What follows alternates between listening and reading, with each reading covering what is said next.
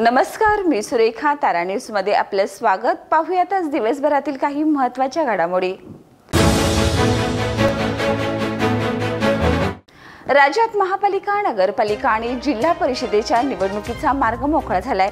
Supreme कोर्टाने नव्या प्रभाग रचना आणि 27% ओबीसी आरक्षणाला मंजुरी देत सर्व याचिका फेटाळल्यात. राज्य निवडणूक आयोगाला 4 आठवड्यात अधिसूचना काढून 4 महिन्यात निवडणुका घेण्याचे निर्देश दिलेत. त्यामुळे अनेक महिन्यापासून रखडलेली निवडणूक प्रक्रिया लवकरच सुरू होणार आहे. महादेवी हत्ती नांदणीत परत आणा अशी जोरदार मागणी शिवसेनेने केली असून वनताराला पूरक भूमिका घेतलेल्या लोकप्रतिनिधीवर संताप व्यक्त करण्यात आलाय. नांदणी मठातील हत्तीन ही 450 वर्षाची धार्मिक परंपरा असून तिला केवळ प्राणी समजून चुकीचं आहे, असं उपनेते संजय पवार यांनी स्पष्ट केलंय. शिवसेनेच्या मते हत्तीनेचा परतावा ही भावनिक नव्हे तर धार्मिक, सांस्कृतिक आणि ऐतिहासिक जबाबदारी आहे. सरकारने यावर तातडीने भूमिका घ्यावी. कोल्हापूर सर्किट बेंचच्या इमारत नूतनीकरणाच्या कामाची आमदार राजेश क्षीरसागर यांनी पाहणी केली. ही इमारत 150 वर्षांहून जुनी असून न्यायालयीन इतिहासाचा वारसा आहे. त्यामुळे या कामात दर्जेदारतेला प्राधान्य द्या अशा सूचना सार्वजनिक बांधकाम विभागाला दिल्यात.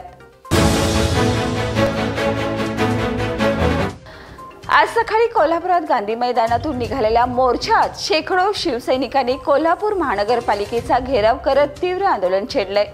जयप्रभा थिएटरचा मुद्दा, 85 लाखाची बोगस बिले, 100 कोटीच्या रस्त्याचे गायब काम, मतदार यादीतील फेरफार आणि स्ट्रीट लाईटच्या खांबांमधील कोट्यावधीचा भ्रष्टाचार या सर्व मुद्द्यावर महानगरपालिकेवर संतप्त शिवसैनिकांनी जोरदार हल्लाबोल केलाय. श्री संत बाळूमामा मल्टी स्पेशालिस्ट हॉस्पिटलचा उद्घाटन सोहळा राज्याचे आरोग्यमंत्री तथा कोल्हापूर जिल्ह्याचे पालकमंत्री प्रकाश आंबेडकर यांच्या हस्ते संपन्न झाला. नांदणी तालुका शिरोळ येथील महादेवी हत्तीन गुजरातमधील वनतारा कन्याश्रय संवर्धन केंद्रात हलवण्यात आल्याच्या विरोधात आज कोल्हापूर जिल्हाधिकारी कार्यालयावर नागरिकांनी मोठा मोर्चा काढला. सुमारे 45 किलोमीटर अंतराची मूक पदयात्रा करत आलेल्या हजारो नागरिकांनी महादेवी हत्तीन परत नांदणीत आणण्याच्या जोरदार मागणी केली आहे. भुदरगड तालुक्यातील वाड्या वस्त्यामध्ये वास्तव्यास असलेल्या गरजू नागरिकांना शासनाच्या विविध योजनांचा लाभ मिळावा यासाठी राष्ट्रीय काँग्रेस पक्षाच्या वतीने तहसीलदार यांना निवेदन देण्यात आले. या निवेदनामागे तालुका उपाध्यक्ष संदीप देसाई यांचे मार्गदर्शन होतं. तर या होत्या आज दिवसभरातील काही महत्त्वाच्या घडामोडी. उद्या पुन्हा भेटूया नवीन बातमीपत्रासह. तोपर्यंत पाहत राहा तारा न्यूज.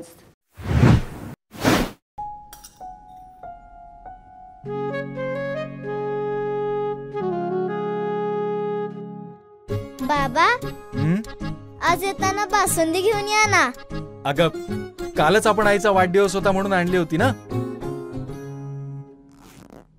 ऐकलं, गोकुळची बासुंदी पुन्हा खावीशी वाटतेय. खरं सांगू, मलाही खावीशी वाटतेय. पुन्हा पुन्हा खावीशी वाटणारी गोकुळ बासुंदी.